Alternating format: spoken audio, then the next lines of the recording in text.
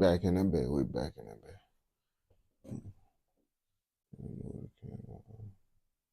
Yeah. There we go. There we go. There we go. There we go. I put my light turn on. All right, let me check that bit. Make sure that bit and that bit going smoothly.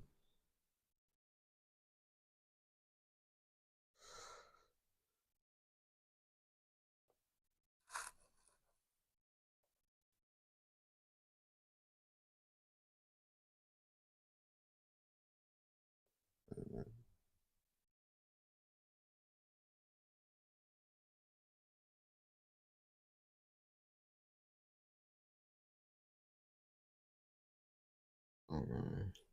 Let me see.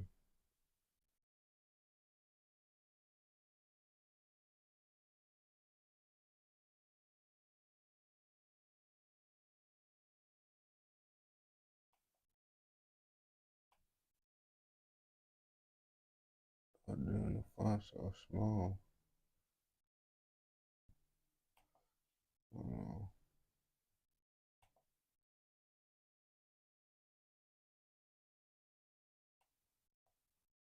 fuck.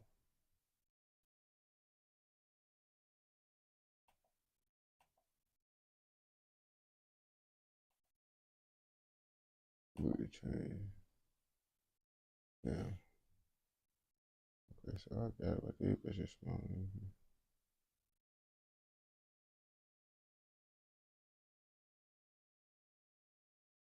That's amazing.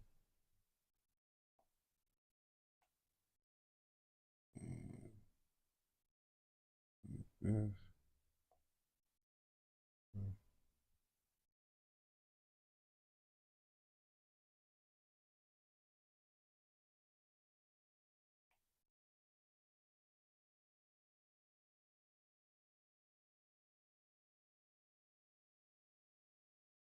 All right. Let me see.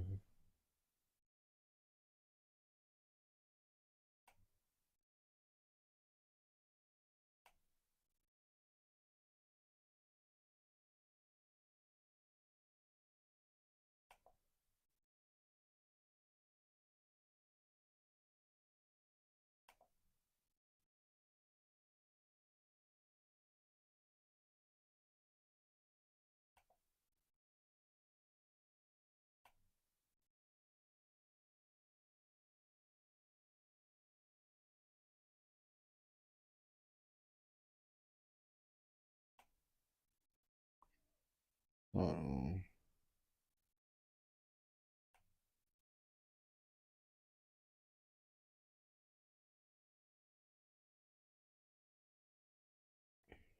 Oh, yeah, I'm put them bitches.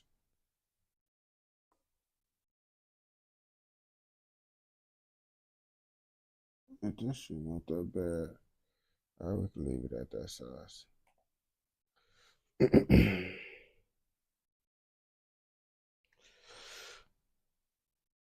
Alright, we back in a bit, man. You feel me? Motherfucker. I had to upgrade, do a little bit of changes and shit, but nah. We back in the bed, we back in the bed, we back in the bed, you feel me? And like I told y'all, man, we better.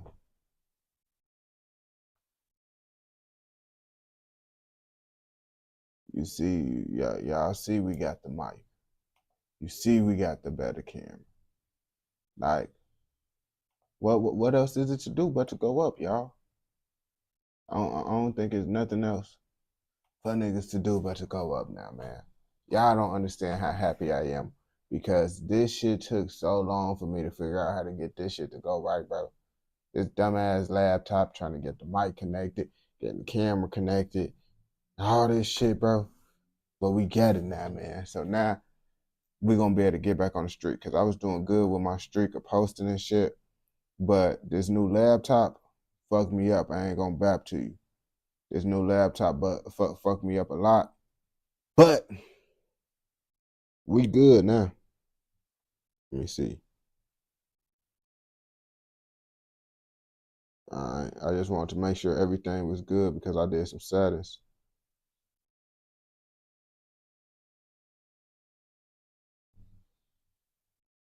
All right, now we finna get to these reactions now. I added a little chat thing over there. The camera is not mirrored the right way. I need to remember to change that shit. But fuck it, now it's time to get to this shit, man. And then I'm gonna be posting videos on TikTok, so I'm gonna be stopping to do like little TikTok posts and all that shit. So it's like, man.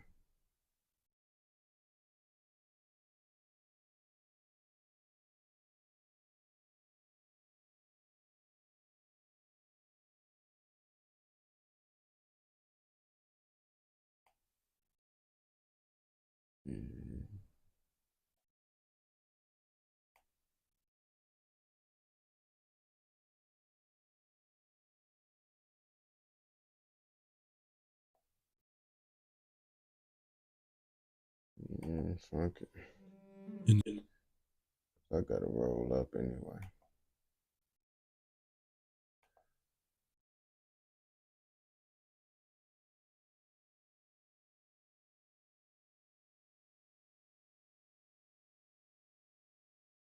Everybody know about King Von, but do y'all really know about King Von? Today we finna look at the documentary of him. Lots of motherfuckers say he a serial killer. Some motherfuckers just say he a victim of the streets. Now today we finna let y'all decide what y'all think on King Von after we see the deep dive of King Von life. You feel me? Let's go. In the dark streets of Chicago, savages were constantly around. One of those savages was Davon Bennett, who would notoriously become known as King Von.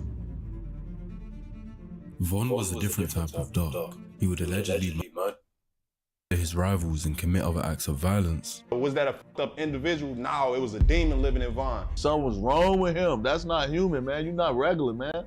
Nigga was the devil, man. But would then proceed to document his violence. Oh, let me redo that because the mic was too. I had to share echo, so we got to redo this for sure real fast.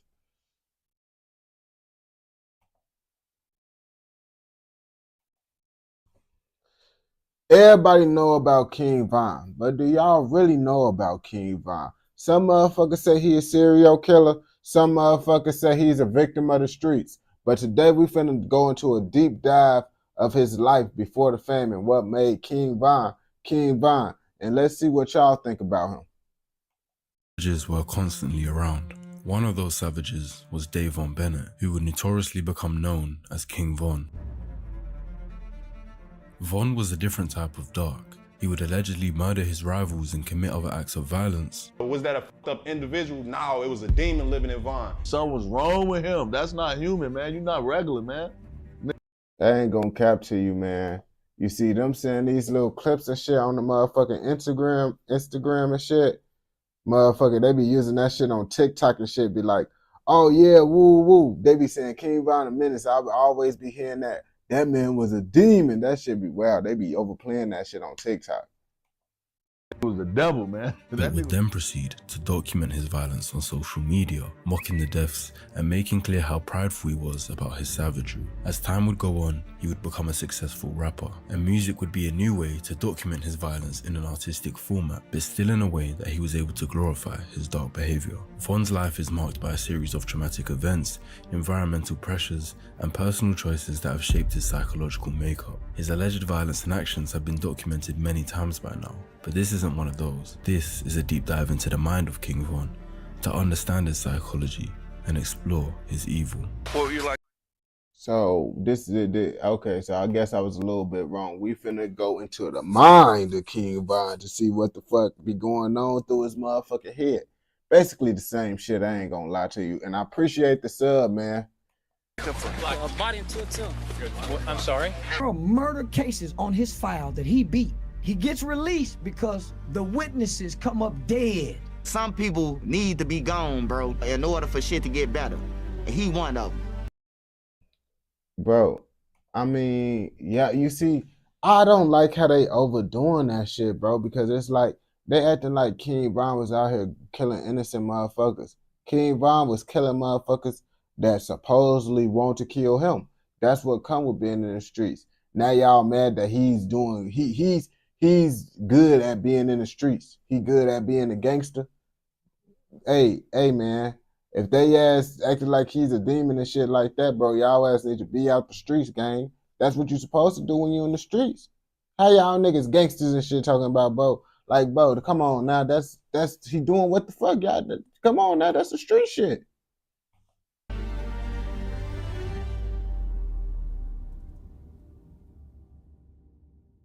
When trying to understand why someone is the way they are, a good place to explore is their childhood. Von was predominantly raised by his mother Natasha, who also had 3 other children. Von's dad, Walter Bennett, was in and out of prison and had made a name for himself in the streets. If y'all ain't know, fun fact, my dad was actually cool with King Von dad. King Von dad from the Hundreds. My pops from the Hundreds.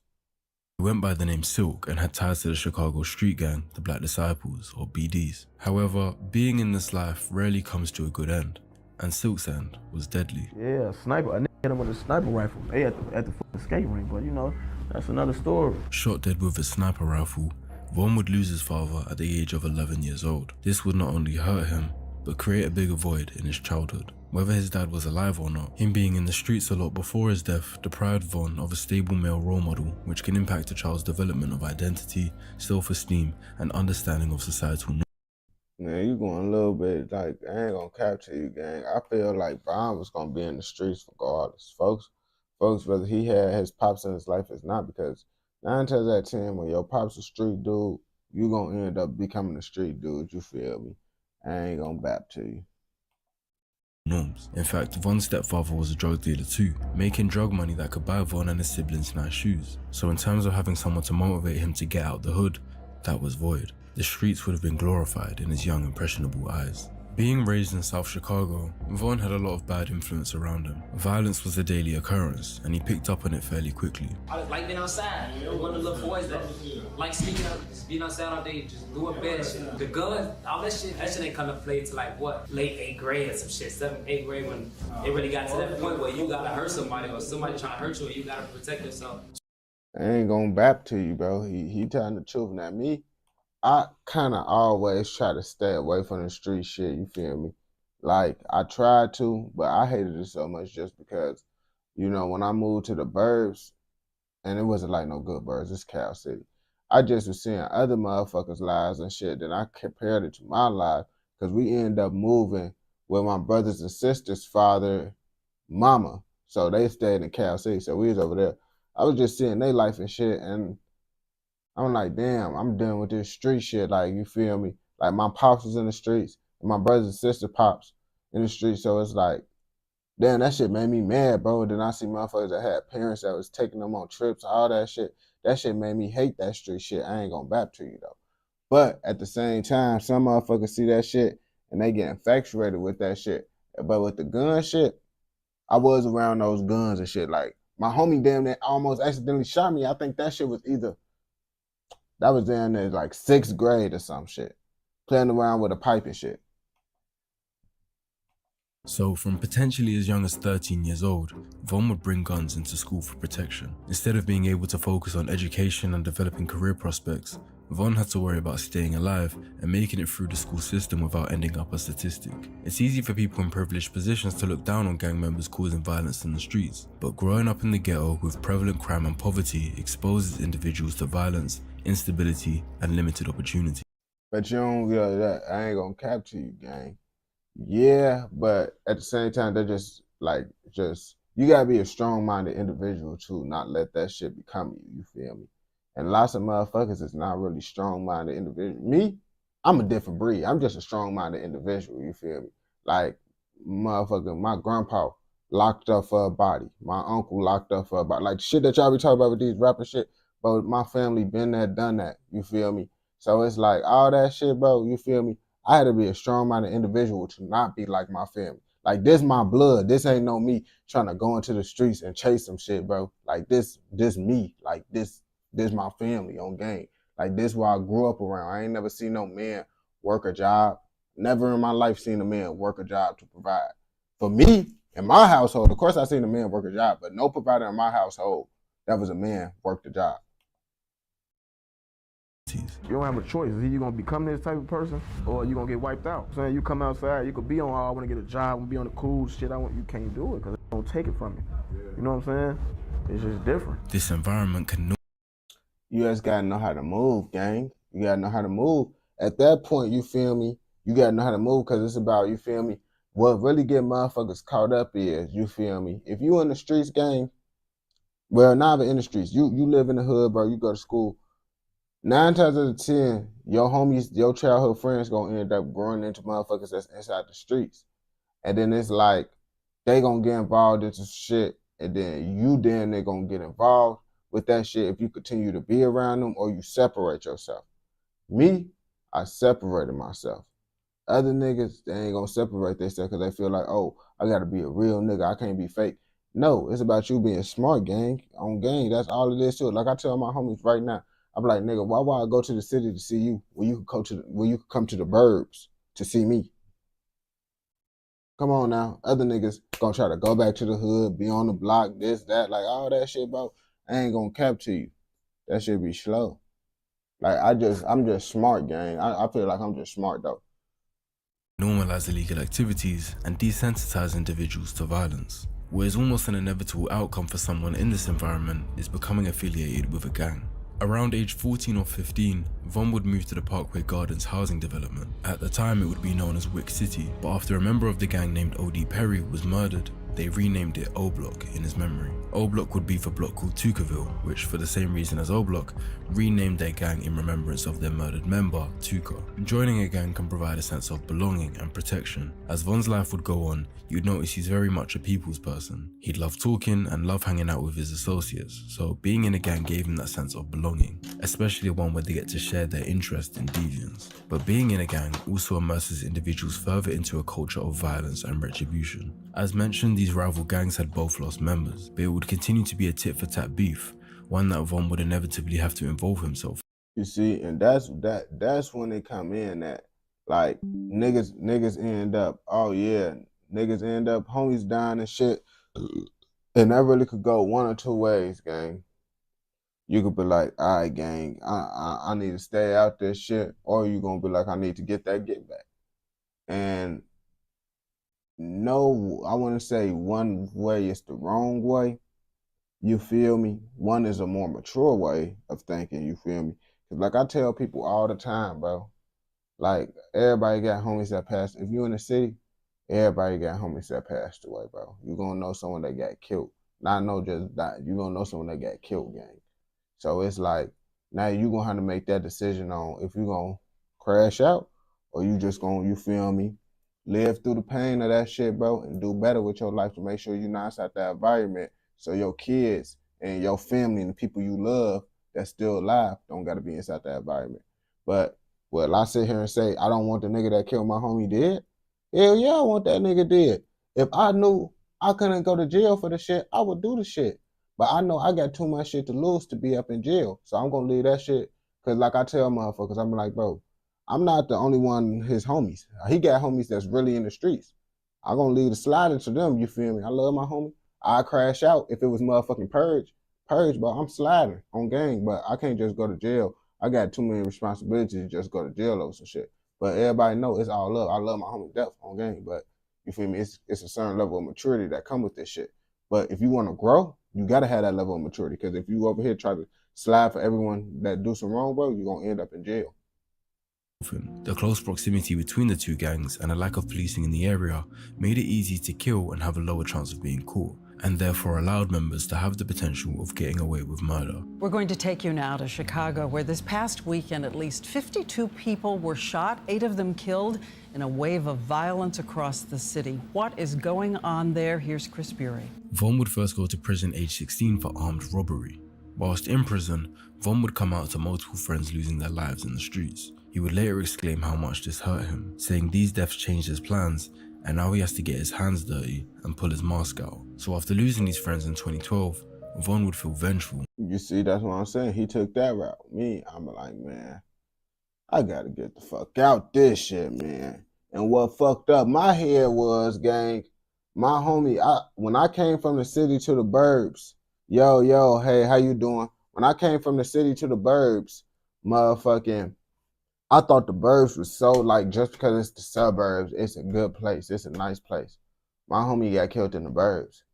And that's when I realized, like, the burbs ain't sweet, bro. You got to realize, I've been knew the burbs wasn't sweet. But once that really happened, I got a reality check. Like, damn, bro, like, you could die. Like, you really could die, gang. And it's like, it's so much shit I want to live for, gang. And it's like, I just been like, man, I'm going to do some shit, bro. I got to run it up. And I'm be like, I'm going to run it up so much. I'm going to make sure my homie and them people straight, too. That's why I'm be like, this the shit that I feel like this what I got to do, gang. Like, some people got different journeys in this bitch. Some people meant to crash out. Some people is going to be that guy that change it around so they could be able to make sure they homie that passed away, people be able to live good. You feel me? And money ain't going to be able to fix the pain, but it's going to ease the pain. You feel me? That's how I'm looking at it. Everybody don't got to crash out. And I feel my homie, Long Live Rello, will be happy if a motherfucker look out for his mama instead of someone just crash out for him. I'm pretty sure he want his mama to be straight over someone crashing out for him. So that's why I just look at it like that and shit. But everybody look at things differently, though, at the end of the day, though. That's how it be. And allegedly his violence would intensify. His own friend would later say, in 2012, everybody couldn't hang with Von. If you was hanging with Von, you had to accept everything that came with Von. You had to accept that you was going to be in shootings, accept that it was going to be that, and you had to be with it. However, something would happen. I ain't gonna cap to you. That's what anybody, like, if your grandma, I just made a video that did go on TikTok, and I'm finna make a part 2 to it about talking about that shit. Like, your grandma, if you was at the hood, gonna tell you, don't hang around them niggas that's in the streets. Because if you do, they gonna shoot your ass too if you with them on gang. Like, this what motherfuckers telling you at a young age. Like, this shit, like, off the rip, this what my grandma telling me. Cause she know how the fuck shit get, you feel me? Like, you can't just be hanging around motherfuckers, and that's how niggas really get involved in the streets. If you don't separate, I ain't gonna lie, if you don't separate yourself, you really gonna get in. And I ain't gonna lie, I ain't gonna sit here and back. I feel like me moving to the burbs, that probably made me easier to separate, so I didn't have to get into no shit. But then at the same time too, it happened in the burbs. Like, I seen some crazy ass shit in the burbs. Like, shit wasn't sweet in the burbs either.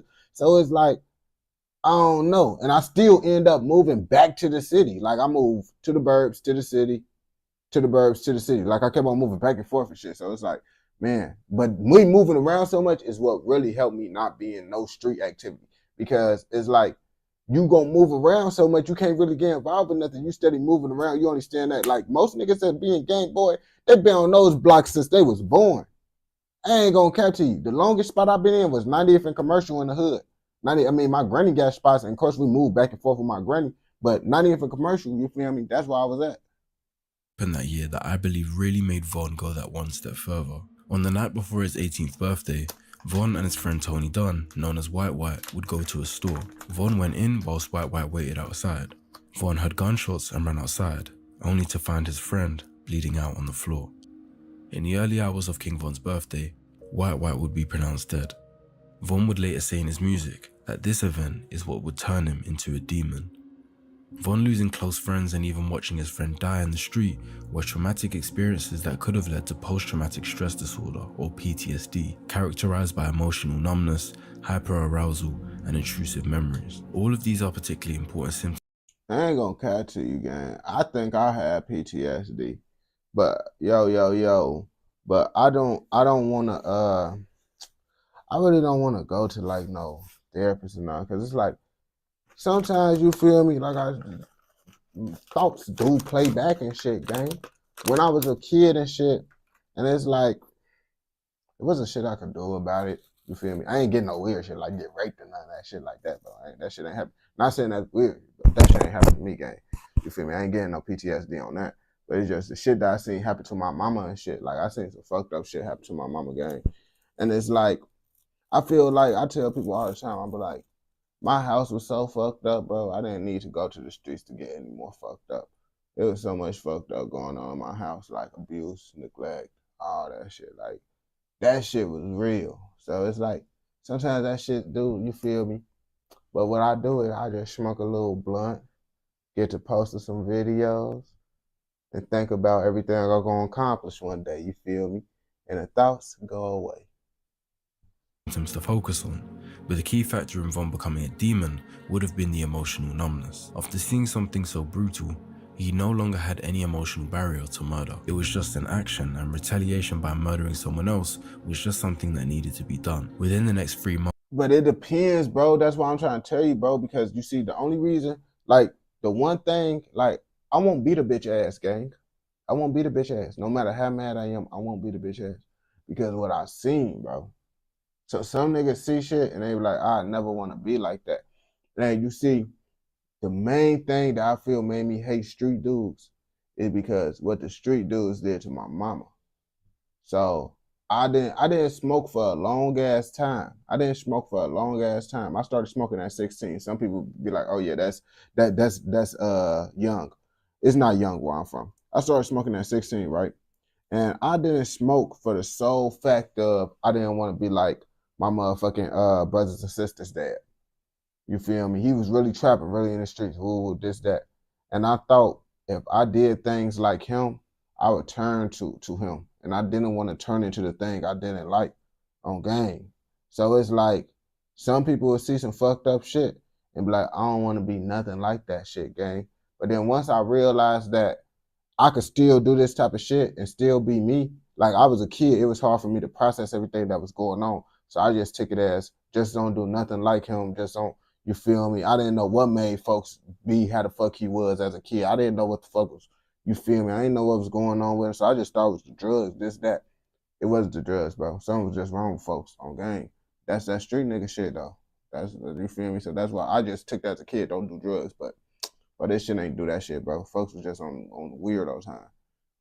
Months, Von would allegedly be involved in 2 murders. On the 13th of October 2012, he alongside his right-hand man and best friend, T-Roy, would allegedly shoot and murder a 17-year-old boy named Modell. Not even 3 weeks later, on the morning of October 30th, 23-year-old Derek Johnson, known as Crack, would drop his little cousin to school before going to get a coffee. Not long after, shots would ring out and Crack would be face down with 16 bullet holes in him, including his neck, chest, back, and face. Von once more was heavily implied as the main suspect for this murder. I ain't gonna cap to you, man. I feel like, I ain't gonna cap. If you around niggas that get away with killing, bro, you more likely to motherfucking do it. Like, if you be around them niggas, but I would keep it a buck. Most niggas I know that caught a body, they ass end up getting bumped. Like, you feel me? They get bumped over with in jail. Like, that's why I'll be like, I don't know, man. That shit make you look at it different. But I guess if you around niggas that's vets out here catching hats and shit and not getting caught, oh yeah, you might get a little bit more courage to be like, oh yeah, let me do that shit.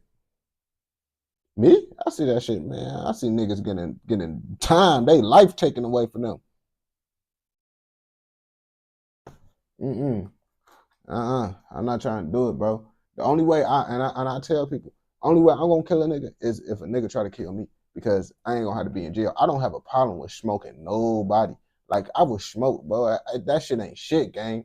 I just got, bro, when I got locked up, the first time I got locked up, gang, I was in the county.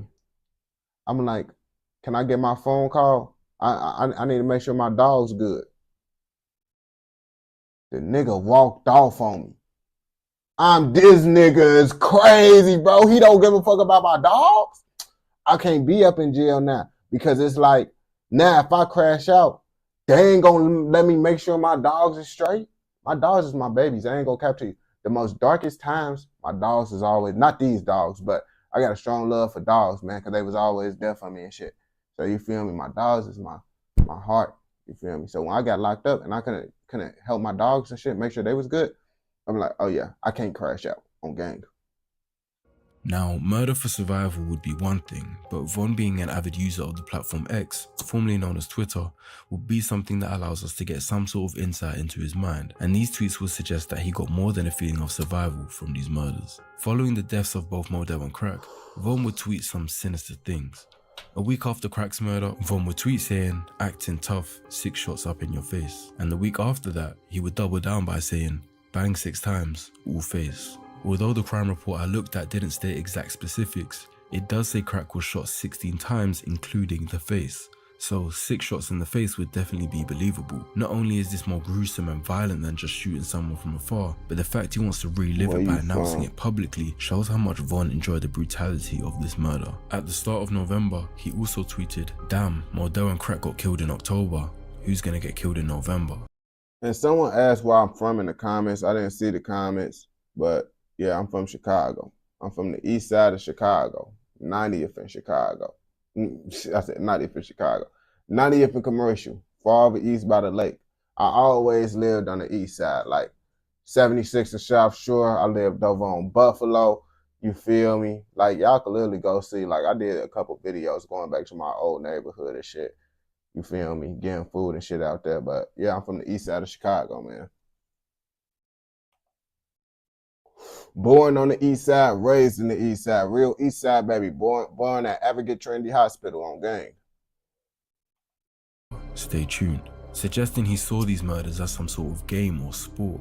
I believe the reason he's able to see these deaths this way is due to that desensitization to violence. Repeated exposure to violent events definitely may have desensitized Von, making these violent acts feel justified. Also, with the added element of wanting revenge, he definitely didn't view these killings like a regular functioning human should. His self-identification as a demon after his friend's death indicates internalization of a violent persona, possibly as a coping mechanism or acceptance of a perceived destiny shaped by his environment. Also, the social media mockery is another part of his psyche that can't be ignored. Publicly mocking deceased. I ain't gonna cap to you, bro. I feel like if you wanted to kill a nigga, back then was the perfect time. Like, now it's way more harder to, like, do it. Like, if you really think about it, bro, like, it's really hard to do that shit. Like, that's why I be like, man, I don't, like, it's no point of catching a body no more, because it's like, it's just so hard nowadays. Like, back in the day, it was way more easy. You see these niggas getting away with it. These niggas getting away with it now, but back in the day, it was really easier to get away with it. Like, you really, you feel me, gotta, and they come back to get you. Like, they're damn near know, they just don't know. They don't got enough evidence on you yet. But they has be knowing on you, bro. That's why I'm be like, oh, it's like back then, you see these niggas making all these tweets and shit, saying this shit, doing that, boy, because they couldn't catch, they ain't catching niggas now. So how you think, boy, they definitely wasn't catching niggas back then. Rivals indicates a lack of Bad empathy and and roots. possible antisocial personality disorder traits, such as disregard for others' feelings, deceitfulness, and hostility. ASPD is what is commonly known as psychopathy. Von has a strong case for ASPD, as he never once displayed any signs of remorse or guilt for the actions he did. In fact, he showed enjoyment, pride, and excitement, like he wanted to keep doing it. Alongside this psychopathy, because you get like a dopamine boost, like when you like kill someone, bro. It's like, you know, I don't know, you know, like when you're a little kid and you just be like, you'll like kill a little bug or some shit, you be like, damn, that's cool, kill something. And it's like, I don't know, it's kind of hard, but it's like, I feel like it's like a thrill of like, it's like a rush, gang. Like, you gonna get a rush about that shit, like, especially if you getting away with that shit. Like, imagine, like, the rush, like, you down there feel like God, nigga. Think about it, boy. If I'm popping niggas and getting away with it, gang, what? You getting a boost, like, man, any nigga play with me, he gonna die, and I'm gonna get away with it, gang. Then you get a boost. Every time you catch a hat, oh yeah, I'm that nigga, gang. Ain't nobody gonna fuck with me. It's just like a boost. Like, you get a confidence boost. Like, every time you kill a nigga, you, oh yeah, bro, ain't nobody gonna be able to fuck with me, bro. Von using social media as an open diary to boast about violent acts suggests narcissistic traits, including a need for admiration and a sense of superiority. So by 18 years old, Von was already a narcissistic psychopath with a heavy desensitization to murder, and these traits would only reinforce and worsen. Where the fuck you, how here, I don't even know what the fuck a narcissist is. Like, females be saying, you're a narcissist, what the fuck is a narcissist? I'm still trying to figure out what the fuck a narcissist is. Still to this day, I ain't go back to you. As time went on.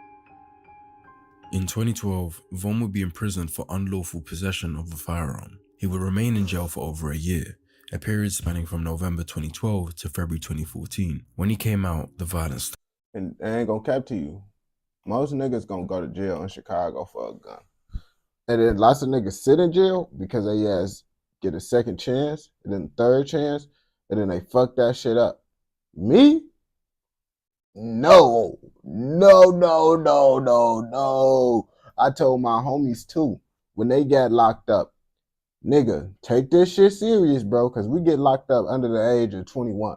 So as long as you get locked up under the age of 21, bro, you're going to get the first time offender program.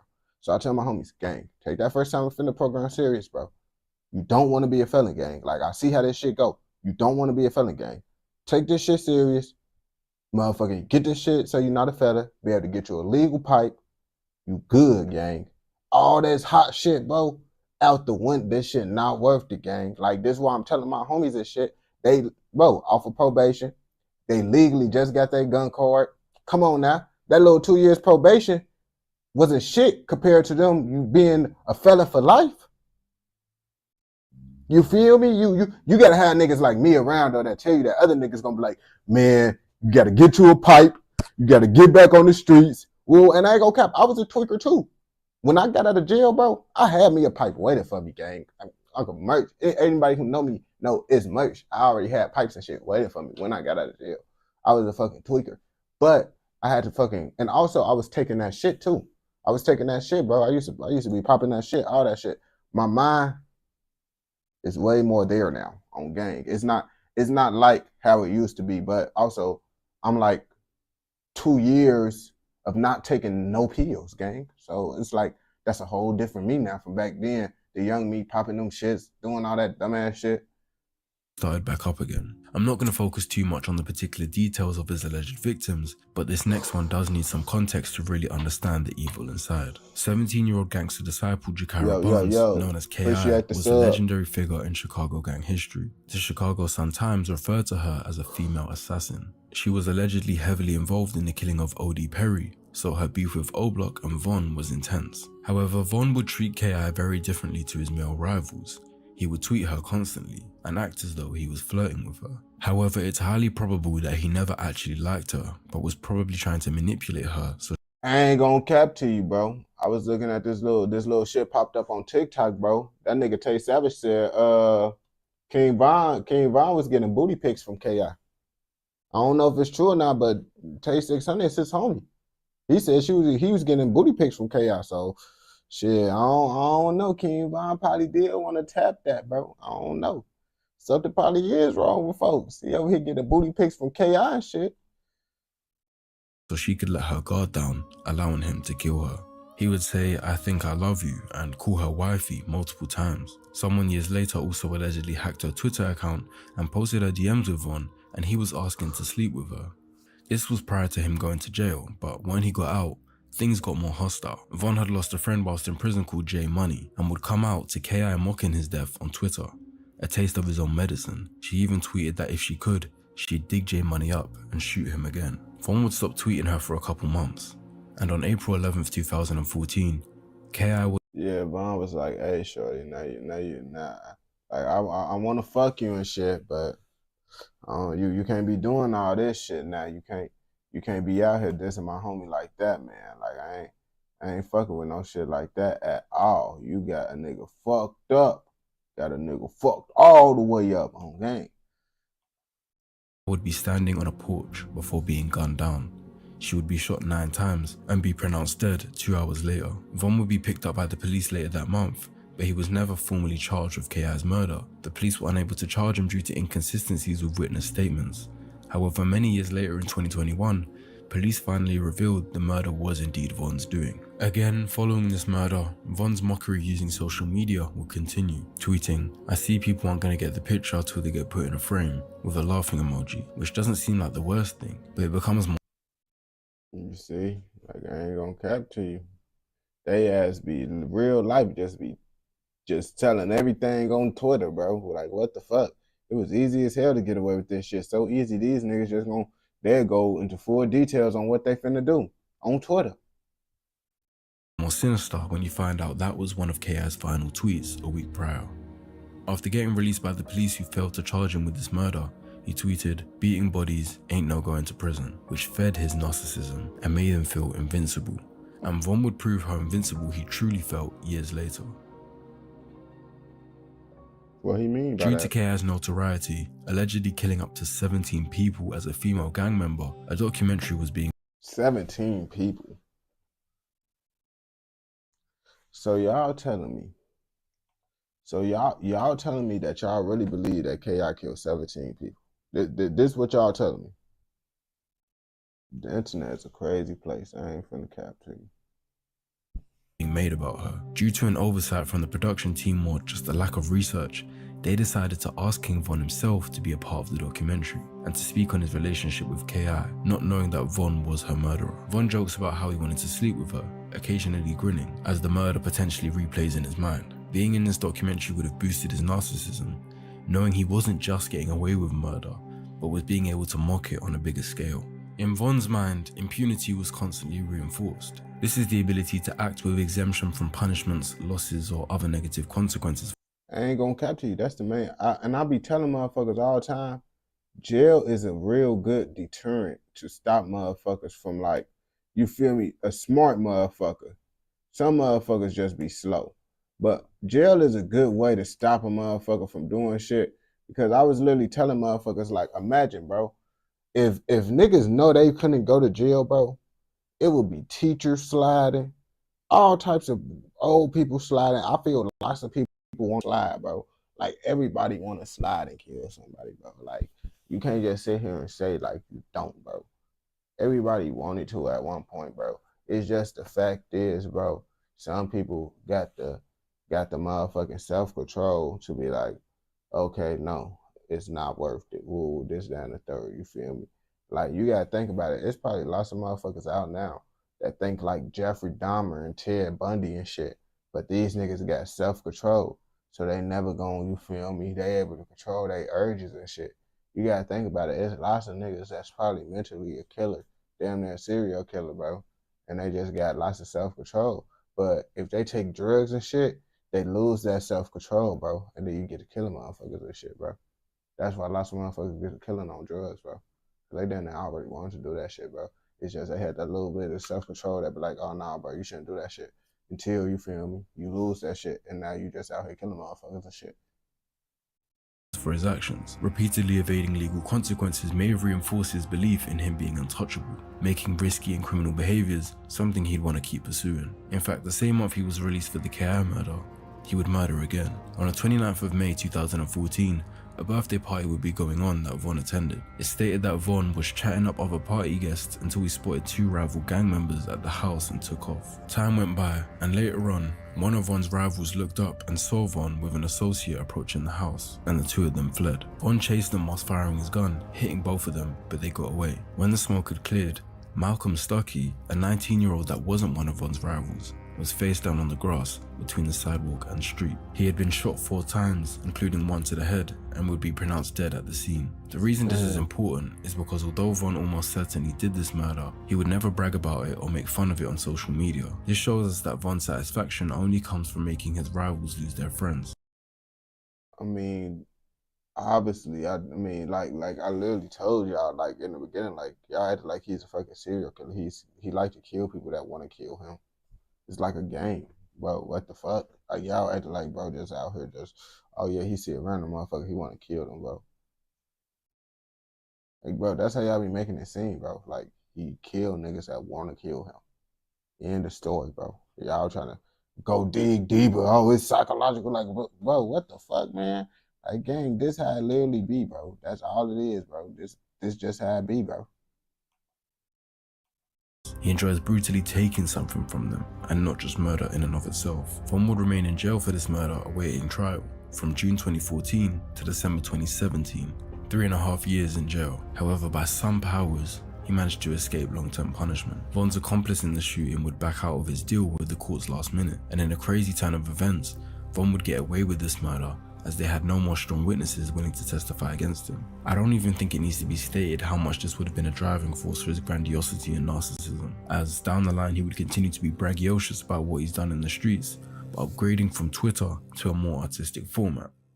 After coming out of prison, he seemed to have a particularly strong bond with his friend from young, Dirk Banks, known as Lil Durk. Dirk also came up in Southside Chicago, but had made it out using music. Dirk knew about the work that Von had done in the streets, and knew that telling these stories would appease music fans in that genre. So with the gang, Lil Durk knew what he was doing in this bitch. His ass already knew, bro. The world was gonna motherfucking fuck with that shit, bro. So guess what? Dirk ass most definitely gonna use that shit to his advantage. Dirk's encouragement, Von picked up a mic and started rapping. Von was used to bragging about his street work via Twitter, so he quickly became accustomed to spilling his truth into his raps, saying lines like, "Caught a body, beat that body, catch some more," which could be a reference to any of his alleged murders, even some I haven't covered. In fact, Von would gloat about being 3 murders away from having double digits, which really makes you question how dark he could have been, and his work in the streets has even coined him with the label of a serial killer. A serial killer is a person who murders 3 or more people, check, with the killings taking place over a significant period of time in separate events, check. Their psychological gratification is the motivation for the killings. The motives of the serial killers can include anger, thrill-seeking, financial gain, or attention-seeking. Von's motives could have been any of these. The anger from getting revenge for his murdered friends, the thrill-seeking if these murders are just a progression of his deviance as a child, or the attention-seeking as even when he wasn't a music artist, he would still use social media to gain street cred and a level of notoriety for his violence. Gang, do you not know it's niggas inside the military, bro, that take pride in their kills, bro? It's a thrill to them, gang. It's a thrill to these niggas, bro. That's what you not understanding, bro. You have to like nigga. Niggas kill, bro. Killings everywhere, bro. It's niggas that kill legally, and it's niggas that kill illegally. So both of them serial killers, I guess. I guess so, bro. That's how we just gonna look at it, bro. Everybody just said it, serial killers, bro. I feel a serial killer, bro, is if you killing motherfuckers, bro, just random, like Jeffrey Dahmer going out getting random motherfuckers, Ted Bundy going out getting random motherfuckers, bro. That's a motherfucking serial killer, bro. What the fuck you killing motherfuckers that you in tour with, bro? That's just, it's fucked up, for sure. But I feel like it's more so like, you feel me, it's a war, gang. It's like a war. That's why niggas say it's a war. That's how it look. That's how you gotta look at it. They looking at it as a war type shit. They not looking at it as, oh, we just killing innocent motherfuckers, bro. We in tour with these motherfuckers. It's a war. What the fuck? Y'all ass be overgassing it, bro. That's why I don't be understanding what y'all ass. Violence and evil. As surprising as it may sound to have a serial killer in the modern day, let alone one that became a famous music artist, this label may actually be true for Von.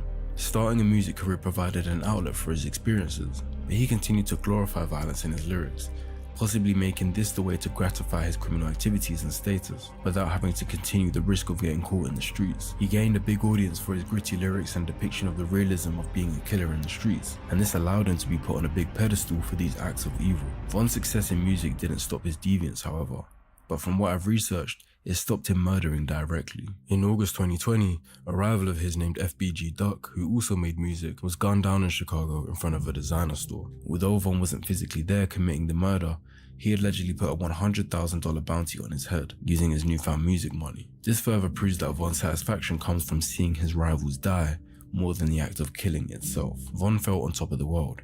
In October that year, he put out a tweet saying, "Everything you out there doing in the streets, I've did it times 10 and got away with it. I got caught for it, got out again, and did it some more.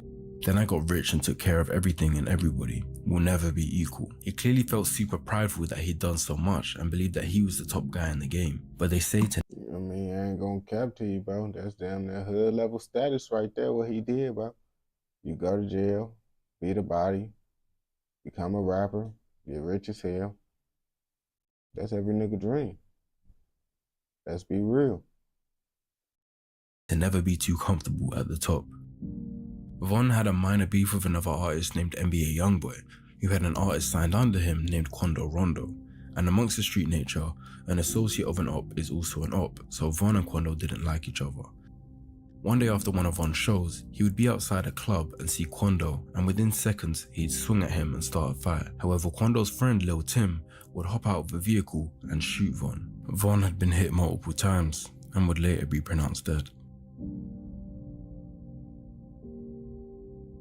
Von's psychological profile is complex, shaped by early trauma, environmental factors, and individual choices. His behavior suggests the presence of antisocial personality disorder, characterized by a pervasive pattern of disregard for the rights of others and societal norms.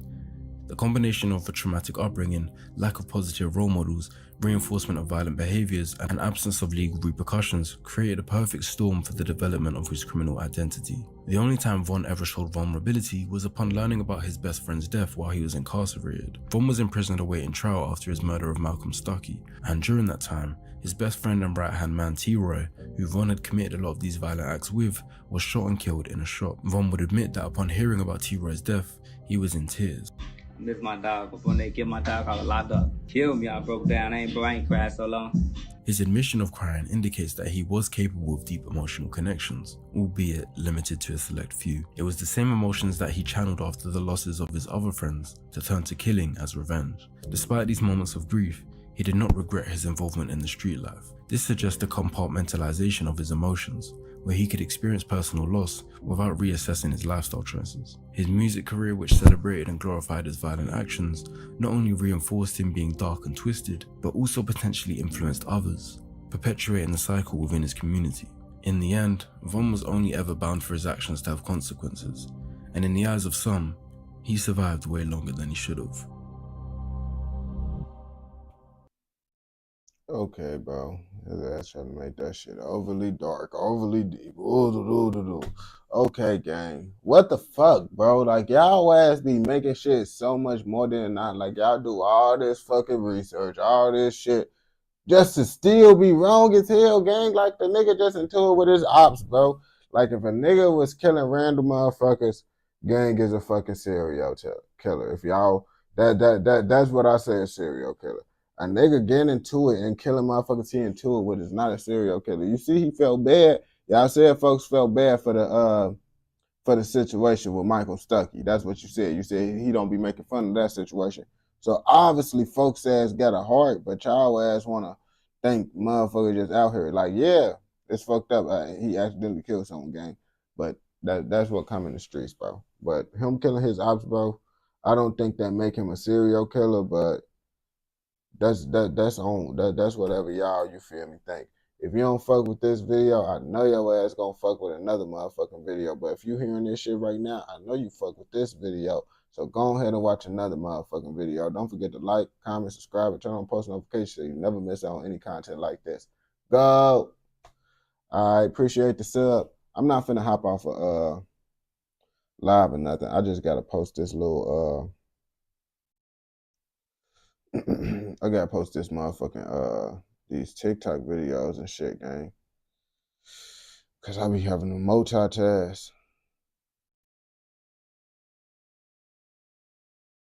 Multitask.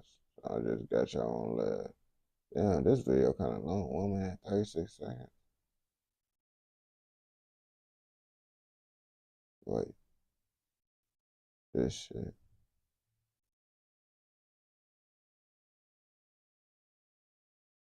Okay. Yeah, y'all see I'm just editing this shit, bro. I be making a whole bunch of different videos, saving these bitches for the short form content. Post these bitches.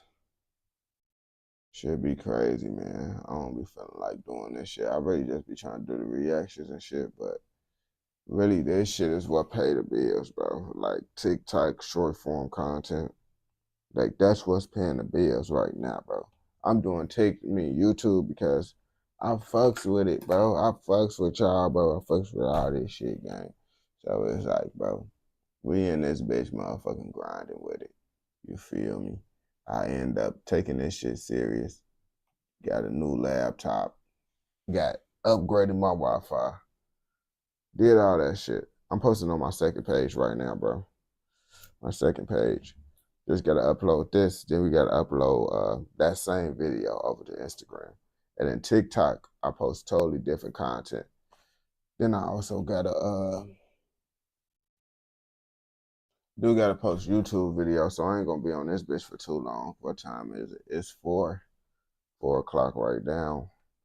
We're gonna hop off this bitch at 5 because I'm able to post TikTok videos. I won't be able to start. I just gotta take these little breaks real fast to post this shit. But I ain't gonna make my full TikTok videos until like 5, so I can be able to do live streams a little bit more longer. I'm gonna hop back on this bitch. Can't wait till I don't gotta focus on all this shit. Cause it's like, man, multitasking all this shit is crazy, man. Posting on all these platforms. Like literally, I just been like, fuck it, I might as well be on live with y'all. I know this the boring part that y'all probably don't want to see. But y'all might as well just stick around and see the boring part with me, bro. Cause I'm like, it'd be hard to just keep on ending the motherfucking live and then come back to it as soon as you get done. So I'm like, fuck it. And you see, bam, we got 2 videos done. Now we finna find some more shit. And you know, I can't do no bogus ass reactions and shit where I'm not paying attention to the reaction. I'm uploading shit. You feel me? That shit is gonna be bogus. I can't be doing shit like that. This nigga made a 4-hour long video about SpongeBob. What the fuck?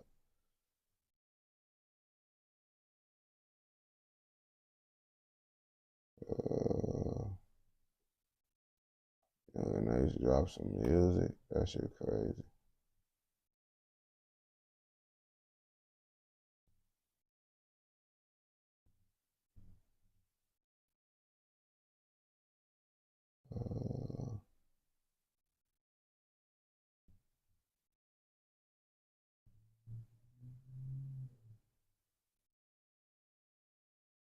Maybe if I go through this, bam, right through there.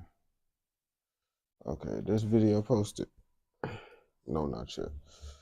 Okay, hold on. Okay, bam.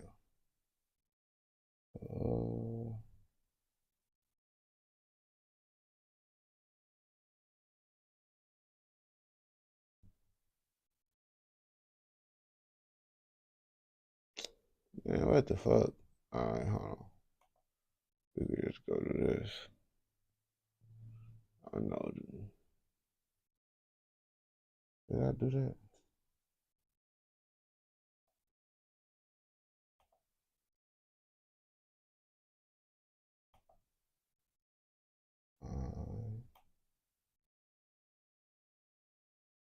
Yeah, chat. I'm just trying to find some reactions, man.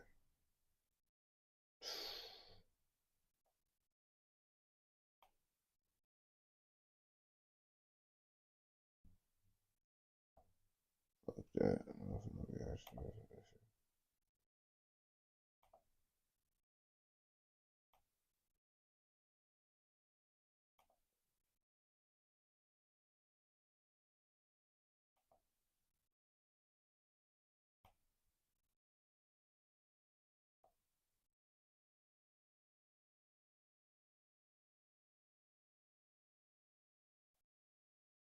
That a 50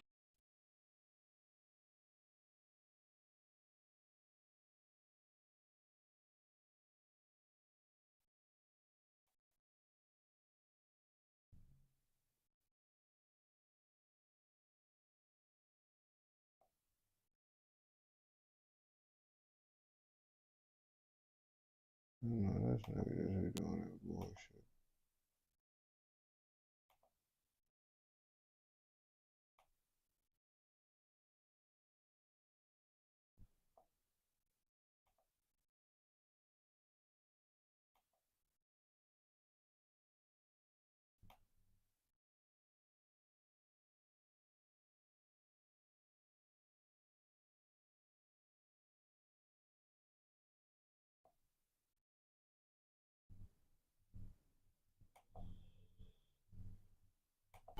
Doug has definitely. Yeah, this video is good as shit.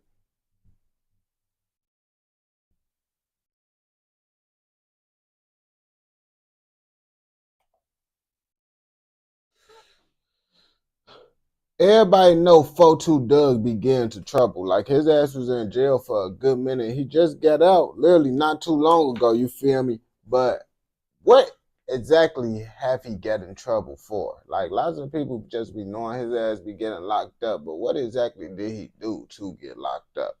That's what we finna find out in today's video. We finna look up the criminal history of 42 Doug, you feel me? And this is an older video, so they might not talk about the newer shit.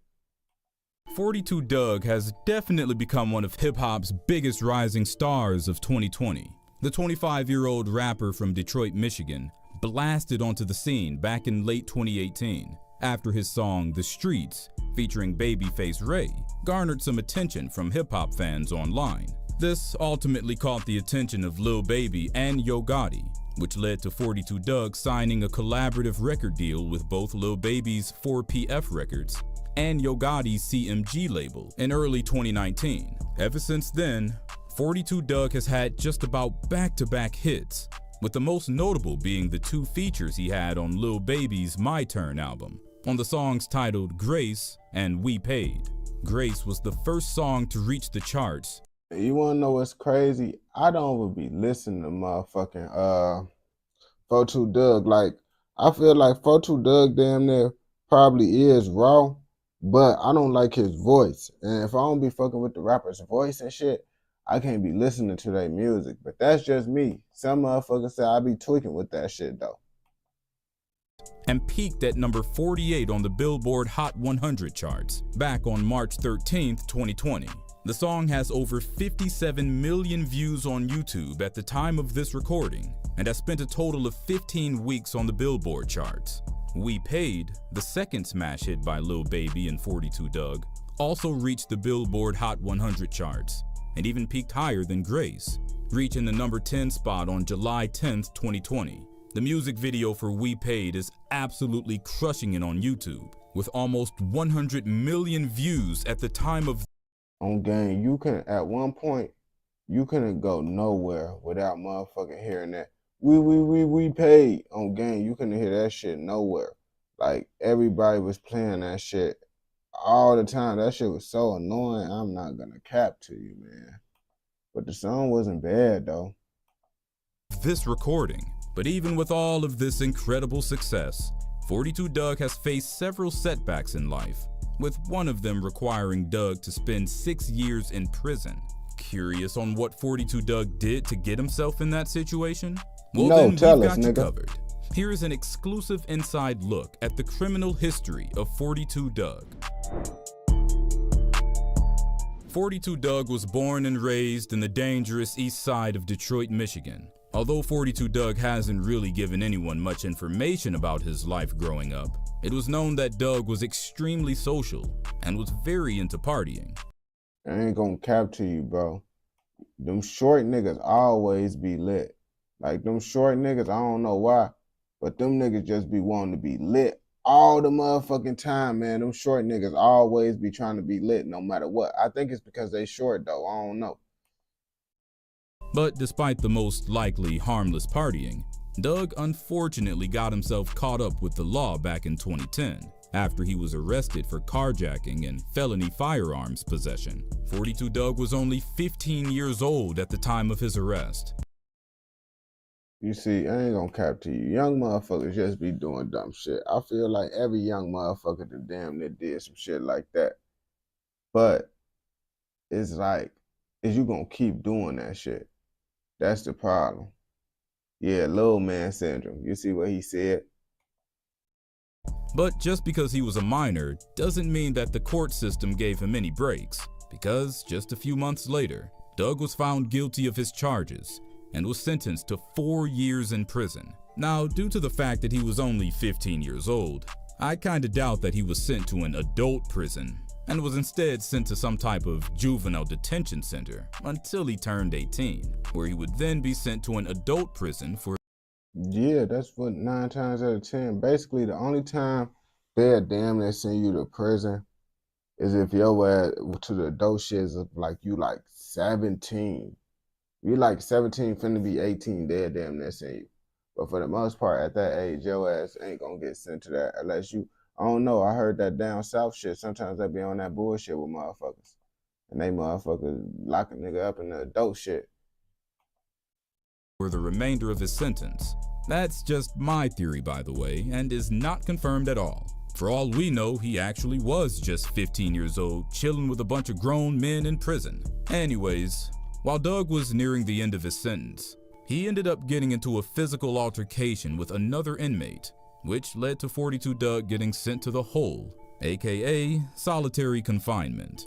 For those of you who are unaware of what solitary confinement is, it's where an inmate is sent to a cell by themselves and is only allowed to leave for 1 hour. I ain't gonna capture you, man. I mean, anyone with a brain could damn near kind of like figure out what solitary confinement is. Like, I ain't gonna capture you. Anyone could damn near like solitary confinement. It sounds like some shit you gonna be alone in, like on game, like you finna be sent somewhere alone. Of the day. That means 42 Dugg spent 23 hours a day, completely alone, for 3 months straight. While in solitary, Dugg obviously needed to find a way to entertain himself, and he did this by writing raps down in his notebook. Dugg claims that his raps weren't any good, but during the 1 hour out of his cell that he had each day, he would rap to the other inmates who actually really liked his music. 42 Dugg would continue to work on his craft throughout his entire stay in solitary. But once the 3 months was up, Dugg found out that the altercation he had had with the other inmate added another 2 years to his prison sentence. The 4-year sentence now turned into a 6-year sentence in the blink of an eye. Now, with nothing but time, Dugg continued writing more and more. I would have been blue as hell, gang. 4 years turned into a fucking 6-year motherfucking sentence? What the fuck? I ain't gonna capture you. I damn near might crash out and get even more time now. No, I ain't gonna do that dumbass shit. But it's like, that shit motherfucking crazy as hell that motherfucker they add that just much time just over some bullshit. Like, this a nigga life, bro.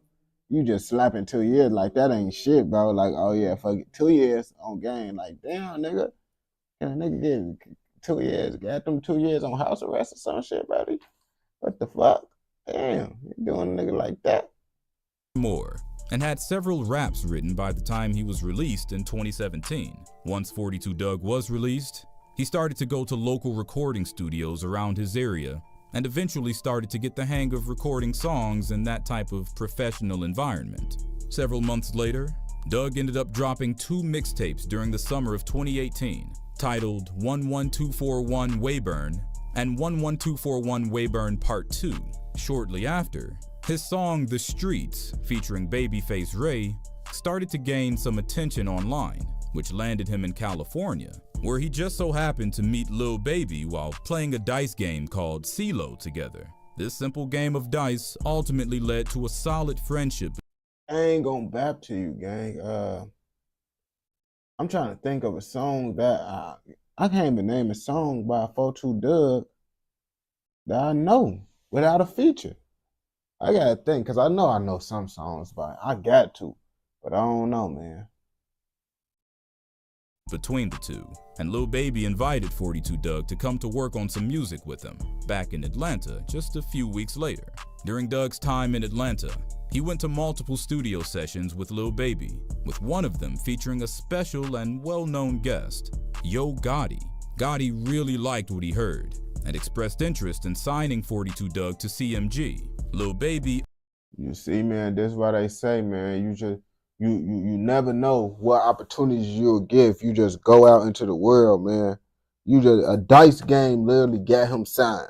Literally, him going to a dice game literally got him signed, gang, basically, because he got cool with Lil Baby. Then Lil Baby ended up telling him to come to the studio. Then he ended up, you see, nigga, everything play out, bro. You gotta really just, sometimes the small shit will lead up to the big shit, bro. You never know till you do the small shit, though. He also had the intention of signing Dugg to his own label, 4PF, as well. But instead of going into one big bidding war over him, the two decided to make this a collaborative deal, which ended with 42 Dugg signing to both Yo Gotti's CMG label and Lil Baby's 4PF through Empire Records in March of 2019.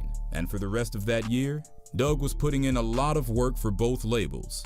At this point, 42 Dugg had nothing but greatness in his future. That was until March 10th, 2020, just less than 2 weeks after Lil Baby's highly anticipated album, My Turn, dropped, which had 2 viral songs featuring Dugg. On that day, 42 Dugg was arrested in Michigan on federal weapons charges.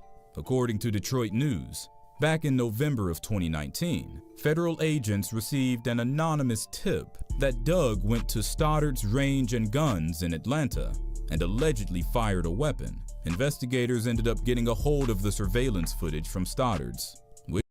Niggas, bro. No, man. Niggas snitching like this? This like, you gotta have, you really gotta be a bitch ass nigga to really go out your way to snitch that a nigga is at the range. Like, the nigga could be shooting in the backyard, up in the air somewhere, and this nigga decide to go to the range, and you fucking with a nigga. Like, who the fuck would do some shit like that, bro? Like, your mama raised the hoe. Your mama raised the hoe. Whoever the fuck you is, essentially, your mama raised you as a hoe.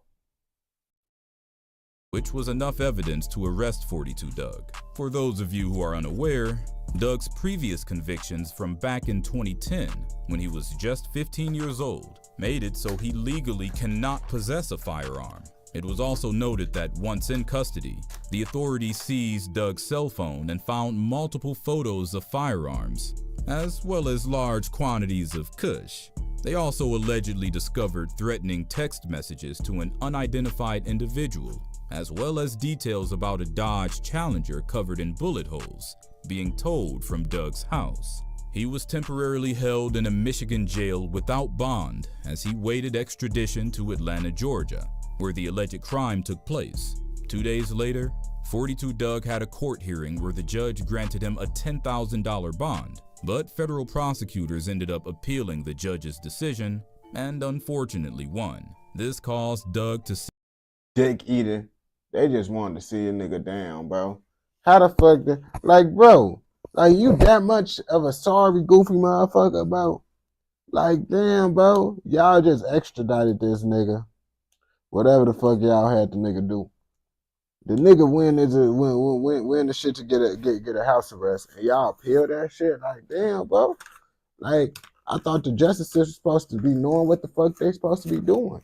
Like, it's fucked up when the justice system can appeal. Like, nigga, only people should have the right to appeal. If we being honest with you, how the fuck the justice system get the right to appeal some shit, bro? When y'all the justice system, bro. What the fuck? That shit don't even make sense to me. Hey, gang, only two people, hey, the only two people making YouTube. sit in jail for another 5 days until he was finally released on a $10,000 bond without having to be extradited to Atlanta due to coronavirus. As of today, this case is still ongoing, but I have a solid feeling that the outcome will be in 42 Doug's favor. I think this because Doug was convicted of his previous charges when he was pretty young, and with his new successful career, the judge may just give him a little break.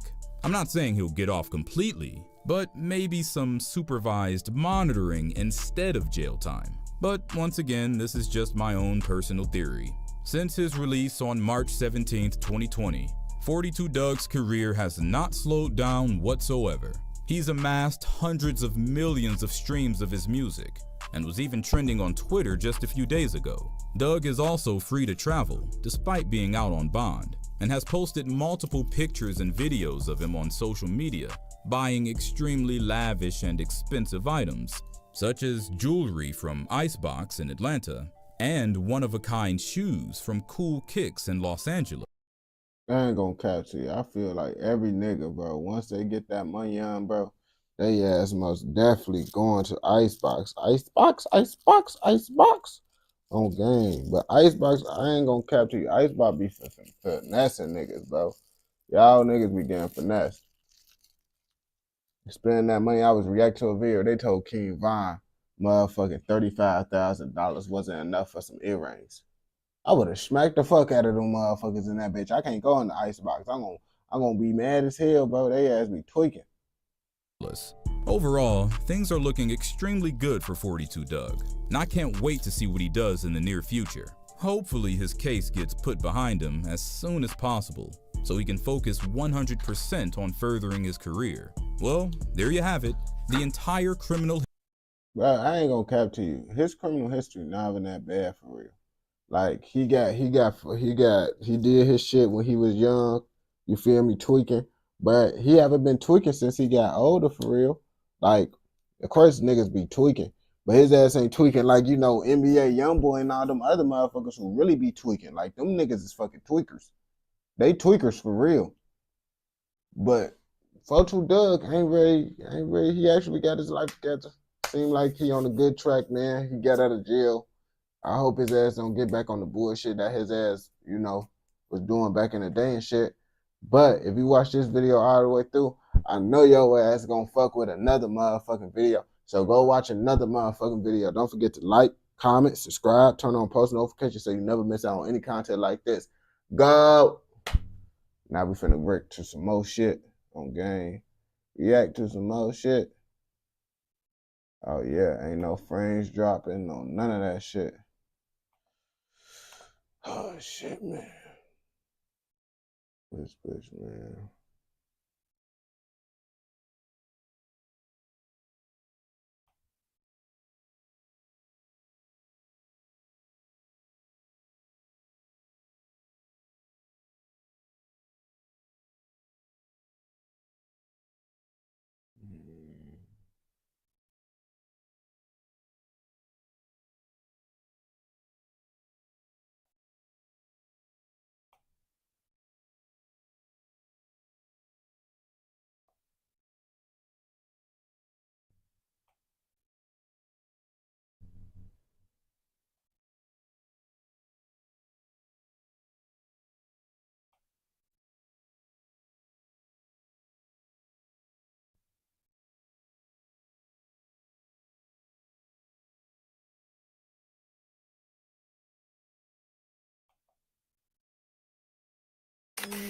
It's the 29th of April, 2022.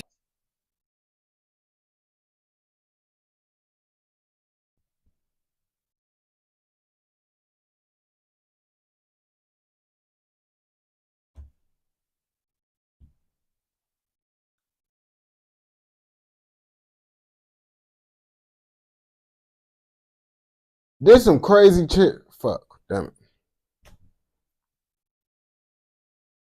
When you beat the Doonies down right, you able to get anything out of a woman. And this shit is a prime example. A guard helps a killer inmate get out of jail. I'm assuming the guard is a female. Now, if the guard is a dude, then I guess what I just said in the beginning of the video don't even correlate with this shit. But I'm assuming it's a female. Let's find out if it's a female, though. It's the 29th of April, 2022. CCTV records prison supervisor Vicky enter through a back door. Half a minute later, she comes back out with a prisoner. You see? So I think it is a female. I think it is a female. Like I said, gang. Casey White, a 6'9" giant of a criminal serving 75 years for attempted murder. They quickly leave in the car as police scramble to make sense of the situation. Vicky, a prison supervisor with a 2-decade-long career and perfect record, just disappeared with a dangerous criminal. Police assumed that she was forced or manipulated into helping him escape. But that's when new evidence came to light, showing that she might have planned the entire thing. You see, I told you, gang, I didn't even watch this motherfucking video. I just assumed it was a female and folks was beating the Doonies down so good, she be like, I gotta make you be a free man. I think that's what happened, man. And I think I was right. But we finna keep on watching and see. I appreciate the sub. You the GOAT on gang. As a nationwide manhunt began, police would realize the rabbit hole went deeper than anyone expected, leading them down a dark path, ending with Vicky found dead with a bullet in her head. Vicky, stay with her! Vicky! How did Vicky die? What the fuck? It's April 29th, 2022, and prison officer Vicky has just told her work colleagues that she's taking a prisoner to a psychological evaluation at a local courthouse. But something isn't right, as she's transporting the prisoner alone, despite rules mandating prisoners must be escorted by 2 officers at a time. But first of all, how she just walking and shit, it looked like her ass just motherfucking just, oh yeah, come on, let's go. It ain't gonna catch you. Yeah, her ass was on bullshit. And this nigga got attempted murder and they gonna have one female take.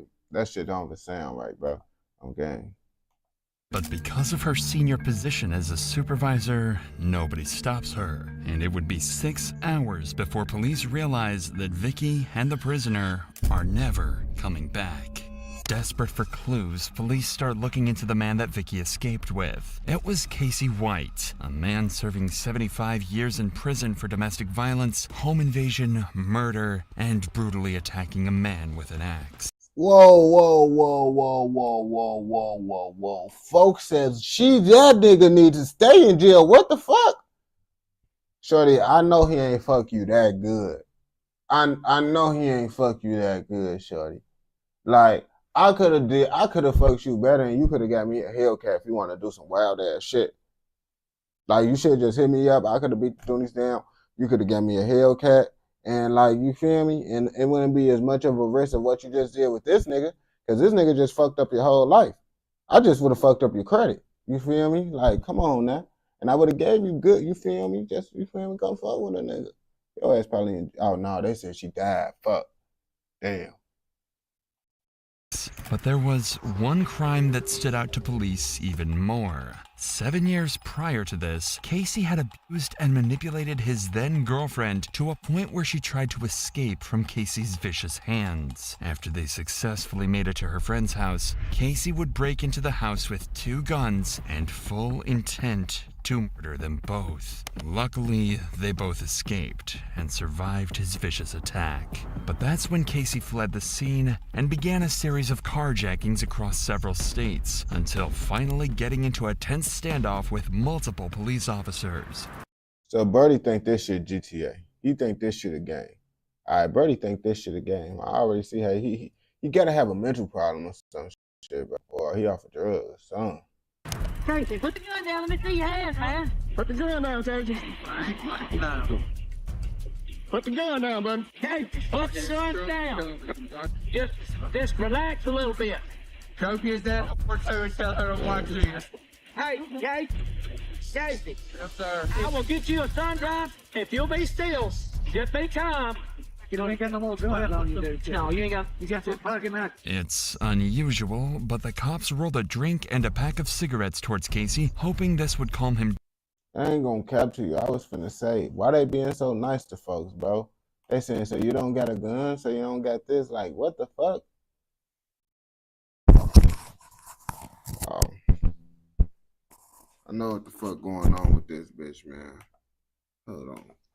Down and avoid a shootout. Miraculously, this actually worked, and the cops were able to move in and make an arrest. His interrogation gave cops an even clearer view into just how insane this man was. I've been trying to wait just to kill her ever since. I couldn't wait no longer. I had to do it tonight. Do you regret what you did tonight? I regret I didn't kill him. Police now had a clear picture of who Vicky just helped escape prison.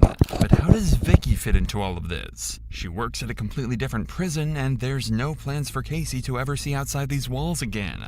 Well, 1 year later, Casey confessed to a murder, resulting in him being moved to a different prison. This kicked off a series of events that would eventually result in Vicky's death. The murder that Casey confessed to was a 4-year-old cold case. It's unclear why Casey owned up to it now, but he was able to give specific details that nobody but the killer could have known. And after a short trial, he was quickly transported to a new prison, the same one where Vicky worked. Vicky is 56 and has been divorced for several years, and put her heart... Oh, so she a divorced woman. And she been putting put her hard-earned time into work. Oh yeah, she looking for some Dino. She looking for some Dino for sure. Heart and soul into her job. She was a model employee and popular among her colleagues, but her life had become boring and lonely. She wanted to change, and when Casey showed up, Didn't I just say that shit, bro? I just said that shit before he even said this shit. I know how women be. I already know how women be. I already know how it go. that's exactly what she got. They slowly began to talk more and developed a connection. They bonded over their shared last name and began to think that they were destined to be together. She started coming in on her days off and was noticeably happier.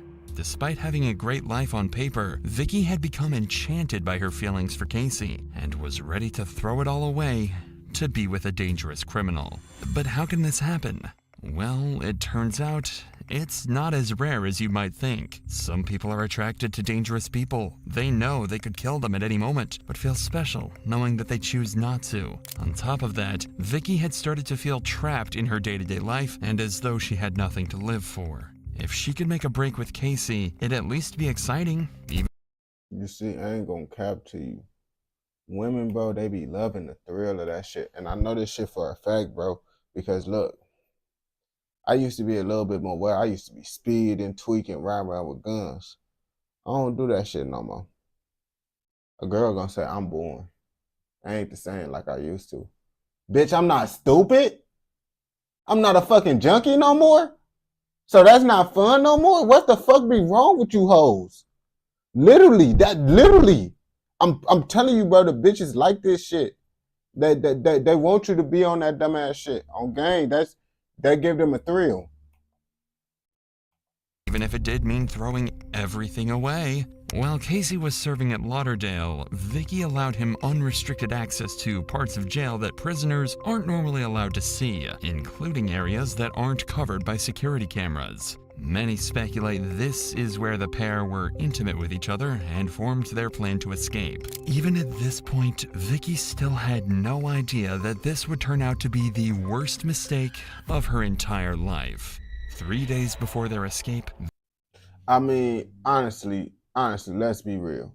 Bitch, you breaking out a motherfucking, a fucking criminal? That most definitely is worst mistake of your life. Most definitely. I don't think nothing could be more of a worse mistake than that shit, for real. They decided to do a test run after Vicky told her colleagues that Casey had an appointment with a judge at the courthouse. Of course, there was no appointment, and they just sat in her patrol car for 9 minutes before returning. But now they know this works, and they're ready to make preparations for the real thing. 2 days before their escape, they're spotted on camera passing notes. It's thought that this was them discussing the final part of their escape plan, but by the time this footage was discovered, it was already too late. By April 29th, 2020.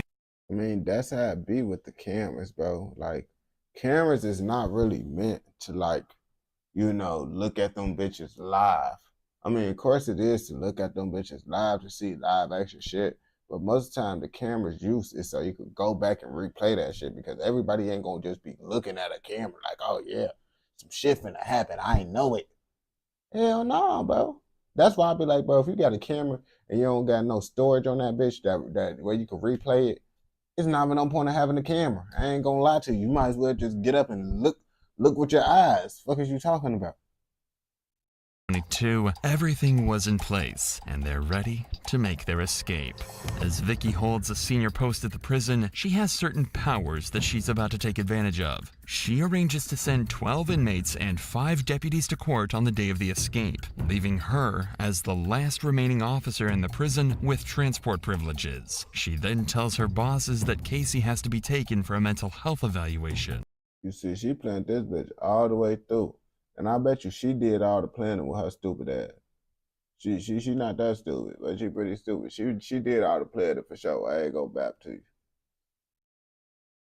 Looking at the surveillance footage, it's clear something was up.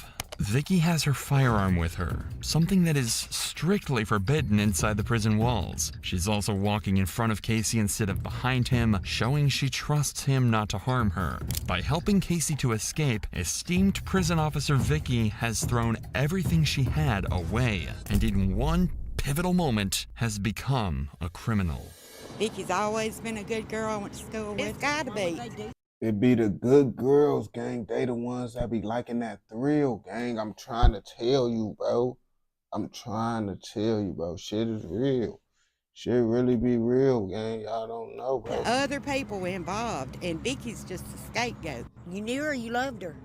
I feel like if she had anything to do with it, it was definitely love. Vicky and Casey casually walk out of the prison into a patrol car and drive away to freedom.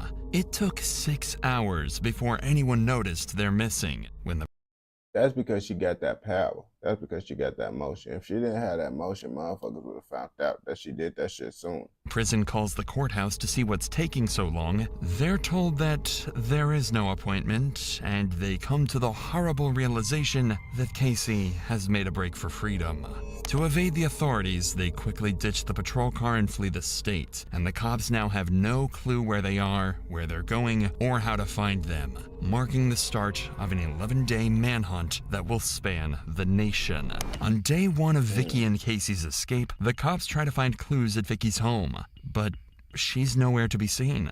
In fact, she doesn't even own the house anymore. As part of her plan, she sold her house for extreme. Damn shit, bro, this nigga couldn't fuck this bitch that good. Where she sold her house to get more money to let this nigga escape from prison. What the fuck is wrong with this bitch? She must haven't got fucked in a long time. Yeah, that's what it be. She haven't got fucked in a long time. And that's what happened. And her ass got to leaking.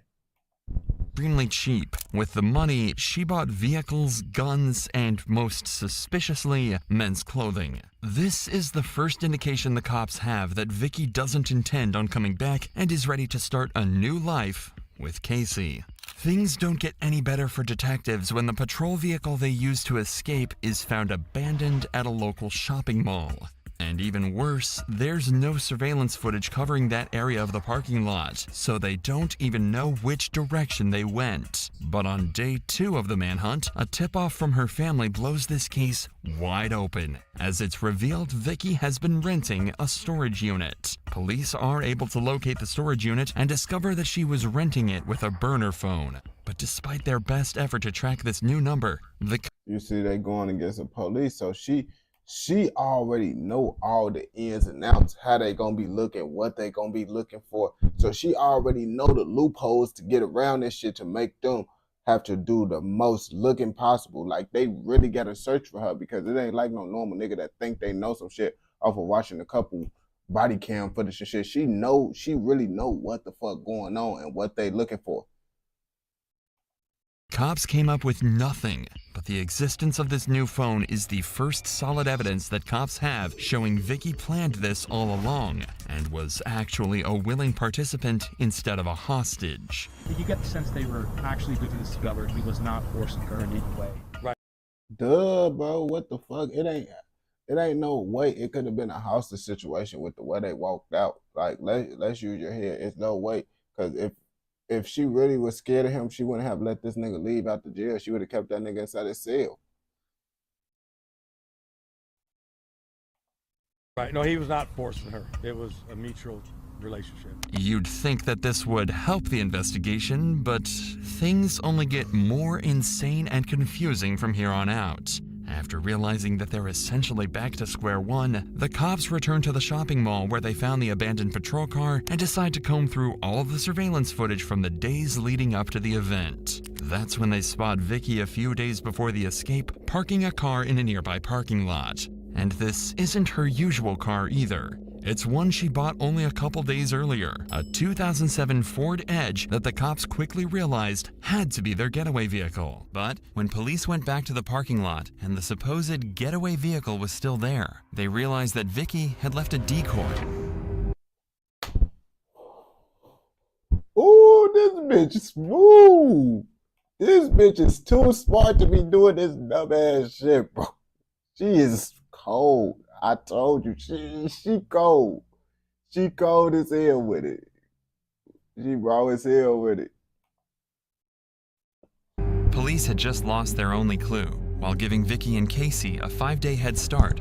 But since they abandoned the Ford, the cops assumed that they have to have found another vehicle in the area, and lo and behold, they quickly picked up another lead. A homeowner nearby told them he sold his Ford F-150 pickup truck to a man who approached his house on the day Vicky and Casey went missing. That man is described as being around 6 feet 9 inches tall and looked exactly like the picture he was shown.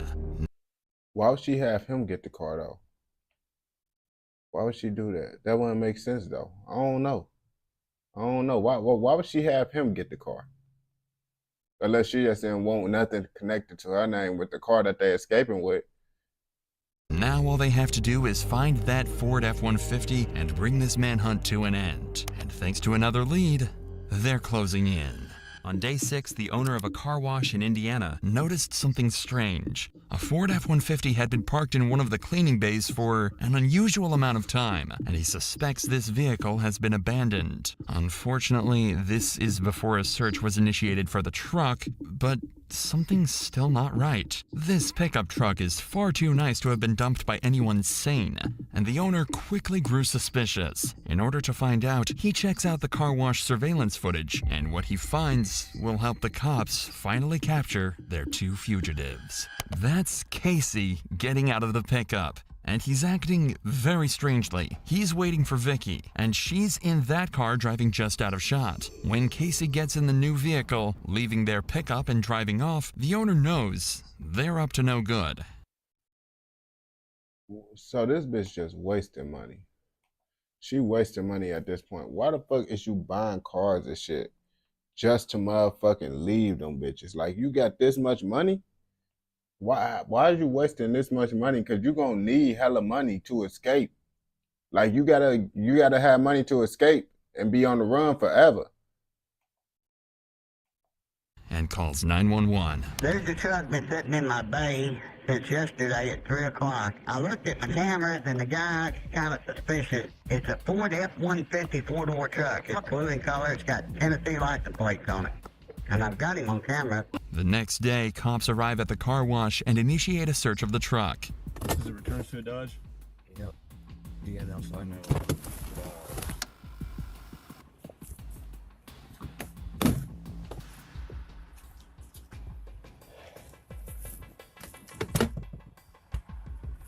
With nothing to go off of, the cops quickly leave the scene and the pickup is towed away. It takes 4 days for this vital lead to get back to detectives, but when it does, they drop everything and head straight to Evansville on day 10 of the hunt. They're due to arrive at the car wash at 9 a.m., but fail to show up on time, frustrating the car wash owner so much that he takes matters into his own hands and calls the local press. So then, 9:30, they're not here. So. Oh, so he one of them outstanding citizens. This one of them niggas that you consider an outstanding citizen. That's what the fuck he is. Like I said, I get on the phone to Fox News. I said, y'all want a story? Yeah, we like a story. I said, I got one. So I got a convict over at my car wash. I got him on camera. He said, you talking about the one in Kentucky? I said, no, I'm talking about the one in Alabama with the girl. He said, okay, we'll be right there. They showed up. They got there 10 minutes before the marshals. U.S. Marshals arrive during the media frenzy, and when they take a look at the surveillance footage, they realize they've found the car Vicky and Casey could still be driving, a Cadillac, and one that Vicky and Casey think is completely unknown to the cops. It seems like their days on the run are numbered, but even with the leads they have, they come up with nothing. They switching cars like this, bro. They raw as hell with it. She got that money on. She got too much money. She got too much money. I ain't gonna cap to you. And the cops are starting to realize their fugitives could be anywhere in the country. But as it turns out, they're closer to home than anyone thinks. Back in Evansville on day 11, a cop is on his way home from a long shift when he sees a familiar-looking vehicle parked outside a Motel 41. It looks like the same Cadillac from the car wash, and he hastily takes down the license plate. The problem is, the license plate of the Cadillac seen at the car wash was never seen, so they have no way of knowing if it's the same vehicle. But they do have the license plate of the recovered F-150, so grasping at straws, they decide to run that through their license plate reader, and when they do, they strike gold. Several traffic cameras have picked up the F-150, and following it in nearly every shot is a Cadillac. A Cadillac whose license plate perfectly matched the one at Motel 40. Why is they doing it? I don't understand. Why would she take 2 cars and they follow each other closely behind? I don't understand that point. Like, if you're a cop, you should know they got cameras following, looking at all that shit. Like, I don't understand. Like, you thought you were smart, but now you're doing a little bit of slow shit. But I don't know. 41 right in front of them. Finally, by sheer luck, the cops have found their fugitives. All they have to do now is bring them in. First, deputy marshals find strategic positions around the motel. They're all in plain clothes and unmarked vehicles, hoping to be as covert as possible. But while the cops surround them, Vicky and Casey are in room 150 watching the TV in horror right as the discovery of the Ford F-150 hits the news. The plan was to bring Vicky and Casey in quietly, but before they get a chance to put their plan into action, Vicky walks out of the hotel room and throws a bag into the Cadillac. She's followed by Casey, and even though they're in disguise, there's no mistaking Casey White's massive frame. Casey gets behind the wheel, and the Yeah, that nigga too tall for y'all to like not know who the fuck he is. Like that's the problem with being overly tall. Motherfuckers gonna know who the fuck you is. Cadillac takes off. The cops' plan has been completely foiled once again, but they've got a backup. They're going to follow them and try to box them in to avoid a confrontation. But before they get a chance, they realize they've been spotted. Casey turns onto US Highway 41 and hits the accelerator, taking the cops on a chase across traffic and through parking lots until he manages to make a break for freedom by driving straight through an open field. At around the same time, police dispatch receives a call from none other than Vicky herself, and it gives you an idea of how terrifying this chase really is. God. Airbags are going on. Let's get out. Run. A police vehicle forces Casey to drive straight into a ditch, and this pursuit is brought to a sudden halt. But it's far from over, as cops know the pair are armed and could open fire at any point in some kind of Bonnie and Clyde-inspired shootout. Crash out. Any crash out.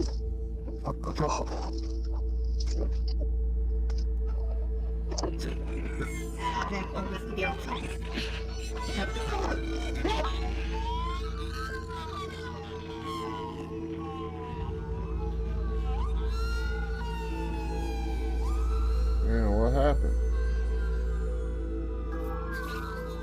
Black. Where's he hit? John, please check him out. It's my wife. Check him out. It's my wife. That's the best woman in the world right there. Please, that's the best woman in the world. Vicky, I'm so sorry, baby. I'm so sorry, baby. Anybody in this world don't deserve it. She don't. When she herself, it hit me. But y'all ain't gonna believe me. I'm gonna say I killed her. Just like she don't. When she herself, it hit me. But y'all ain't gonna believe me. I'm gonna say I killed her. Damn. She shot herself. And they is gonna think he did that shit, but it is believable that because why would he shoot her, bro? Like, what would be the point of him shooting her? Like, that shit wouldn't make sense. He already knew he was cooked anyway, bro. There's no point. She helped him escape, and I'm pretty sure he don't want to see her dead. I'm pretty sure she did that shit because she know how fucked up she did, and she know she gonna be in jail for the rest of her life. So she been like, oh yeah, I need to end it. I need to end it all right now. Just like y'all saying everybody else. Finally, after 11 days, the manhunt has come to an end, and they've got Casey unharmed in handcuffs. But Vicky met a much more devastating end. Just 2 weeks ago, she was an upstanding member of society, an esteemed prison officer respected by those around her. Now, she's a fugitive, laying in a criminal's stolen car, conscious, but with devastating injuries.